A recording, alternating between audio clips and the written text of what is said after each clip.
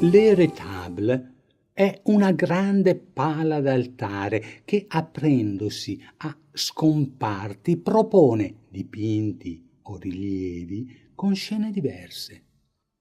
È quello di Issenheim, capolavoro di Grünewald. Iniziamo con la crocifissione. Solo 4 personaggi sono rimasti, di cui uno, Giovanni, non dovrebbe esserci secondo tradizione. Mancano invece i soldati che si giocano le vesti del Cristo, i carpentieri, la folla acclamante o addolorata, i burocrati ebrei e romani. Tutto è compiuto e da giudicare dalla condizione del corpo in decomposizione da un po' di tempo. Gli sguardi di Maria, nel colore del lutto mediorientale, e di Maddalena, dalle lunghe chiome bionde, implorante, inducono a guardare Cristo. Noi prima ci soffermiamo sulle mani. La destra dell'Apostolo, che regge il busto di Maria, la sinistra ne trattiene il braccio. Quelle di questa, irrigidite nell'incrocio, mentre, essendo svenuta, lo rivela il colore del volto, dovrebbero caderle ai fianchi. Battista, morto nel 29, per ordine d'Erode, lo vediamo vestito di pelli ed è evidentemente puro spirito, quindi con maggior autorità indica l'ultimo dei profeti, il Messia.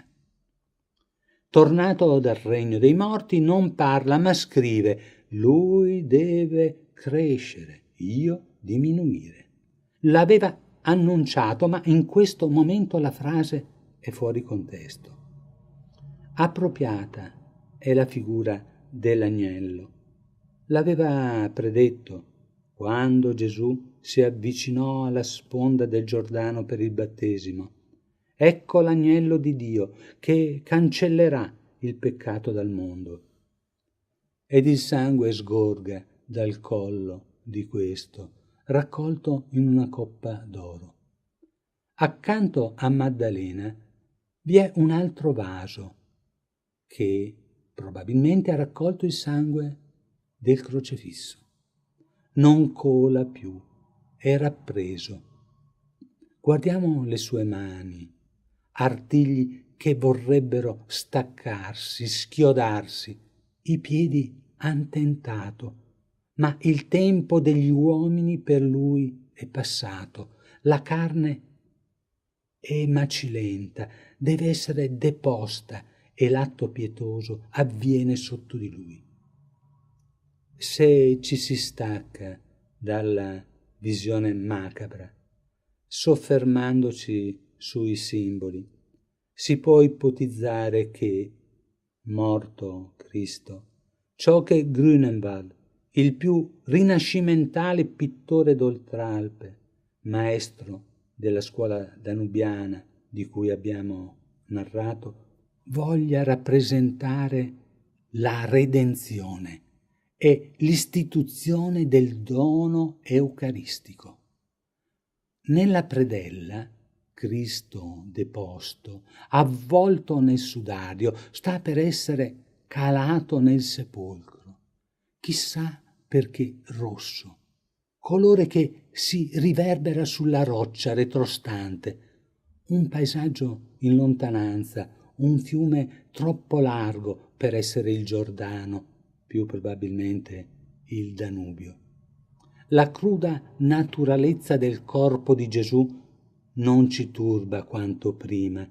Il suo volto nel riposo è sereno e chissà come gli è cresciuta la barba. Ai lati San Sebastiano e Sant'Antonio. Guardiamoli da vicino. Il primo ha lo sguardo rivolto alla scena principale, il corpo trafitto, le mani giunte, e per una volta il volto d'un uomo maturo. Secondo taluni, l'autoritratto di Grünewald.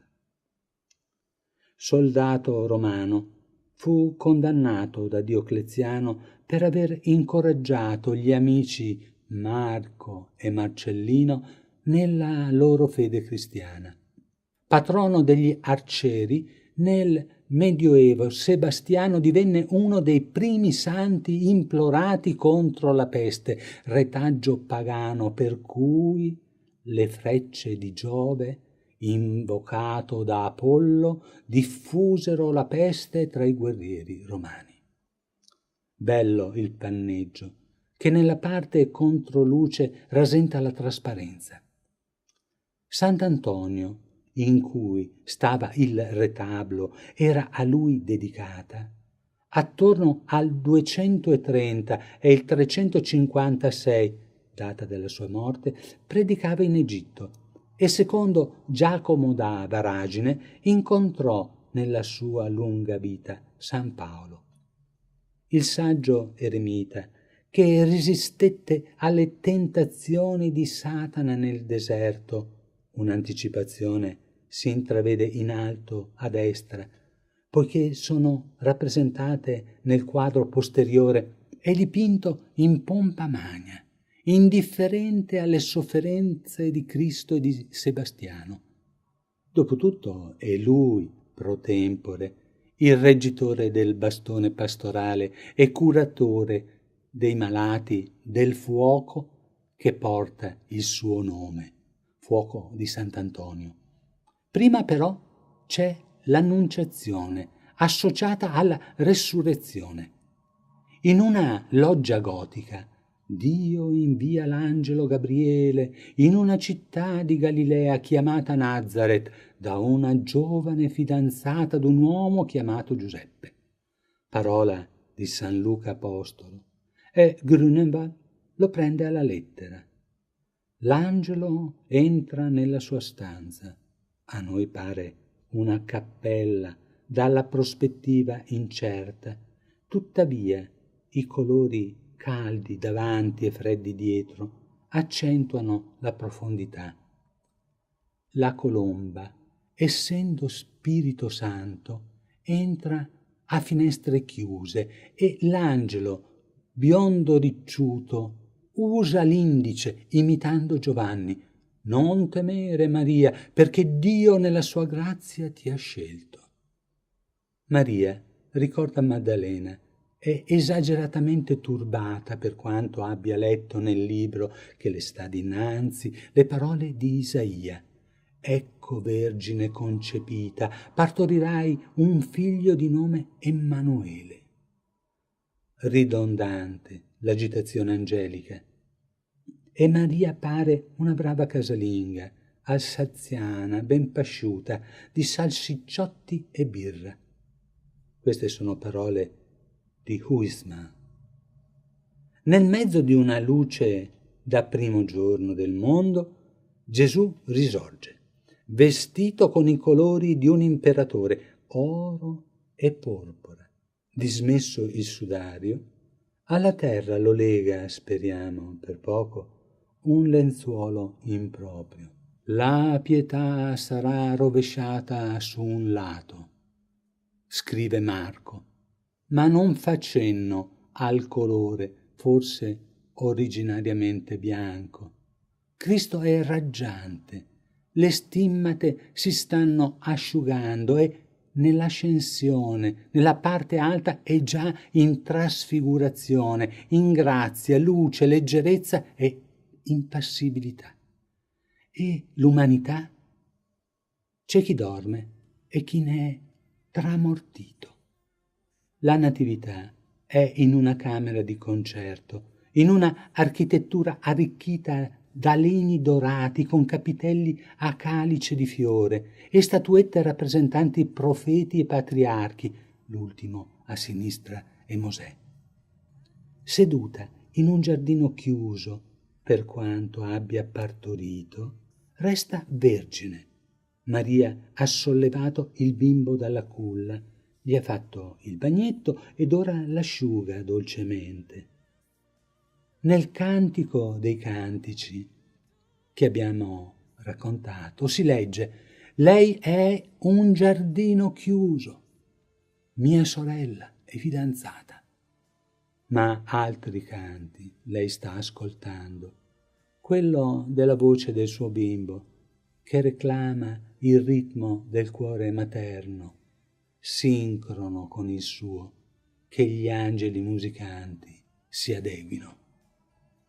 Sulla destra una rosa rossa l'avrà portata Giuseppe o il re Salomone. Secondo alcuni storici dell'arte, la cappella è una visione poetica del Tempio di Salomone. A noi piace credere che l'omaggio alla Vergine sia di tutti noi, che la preghiamo nelle giaculatorie, quale rosa mistica. Rimane l'ermitaggio, con le tentazioni e la definitiva gloria di Sant'Antonio, scolpito da Nicolas de Aguenau, attivo a Strasburgo intorno al 1490. Dio domina un paesaggio montano, ove il santo combatte contro un'armata di demoni scatenati che gli tirano i capelli, gli beccano le dita della mano, lo scalciano. Francamente, non ci pare una tentazione ma una tortura. Se la tentazione, secondo la vita di Sant'Antonio scritta da Anastasio, fosse la lussuria, non sentiamo odor di femmina, direbbe Don Giovanni.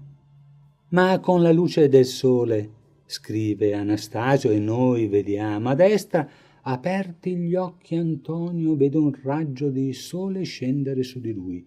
I demoni sono scomparsi e chiede: ma dov'eri? Perché non mi hai sollevato da tanto dolore? Aveva 30 anni, portati male. Su via, ne è valsa la pena.